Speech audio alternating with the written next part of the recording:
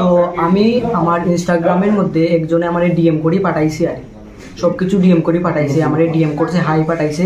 আমি এক্সপেক্ট করেছি, করার পরে তারা আমারে বলেছে একটা অফার আছে চাকরি এনটিপিসিতে, তুমি এইটার কিতে অ্যাপ্লাই করবাই না। আমি বলছি আরে না না, আমি অ্যাপ্লাই কিছু করতাম না। তো তারা আমার অনেকগুলি ভিডিও দিছে। ভিডিও দেখার পর আমি উত্তেজনা হয়েছি, বা আমি দেখতেছি এইটা করলে অনেক টাকাও কামিলবো, বা এটা একটা গভর্নমেন্ট জব কেন্দ্রীয় সরকারের।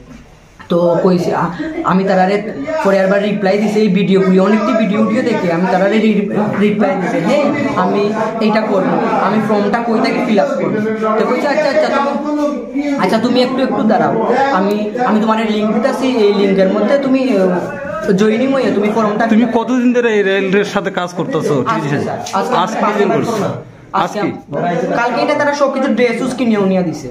সেটা কি তোমার বাড়িতে এনে দিয়ে গেছে না তুমি নিজে বানাইছো? না না, তারা সবকিছু আমারই দিছে। সেই ড্রেসগুলো কোথায় পাইছো তুমি? হ্যাঁ কই পাইছো? তারা নিয়ে দিছে স্যার। তাদের নাম জানো নি? না না।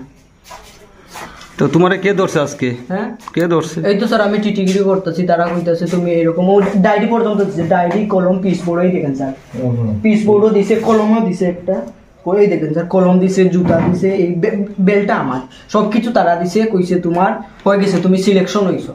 তারপরে তো আমি জিও করছি, তারপরে আরেকটা আইডেন্টি কার্ডও দিছে। কইছে কেউ যদি এরকম তোমার কই তুমি টিটি নি, তো তুমি আইডেন্টি কার্ডটা দেখাই দেবে, জাস্ট তুমি জিও করবা। আজকে ট্রেন থেকে কত টাকা কালেকশন করছো? এই তো স্যার তারা কইতাছে একজনের কাছ থেকে 150 নেবেন, আর বেশি লং জার্নি হইলে 200-250 নেবেন। আজকে কেমন টাকা কালেকশন হয়েছে তোমার? হ্যাঁ টাকা কেমন কালেকশন হয়েছে? এই তো স্যার 300-এর মতো। তোমার নামটা? 320 টাকা। তোমার নামটা? হুসিনা। বাড়ি? অ্যাড্রেস নি sir? Address Deola, Kailashahar. Sir.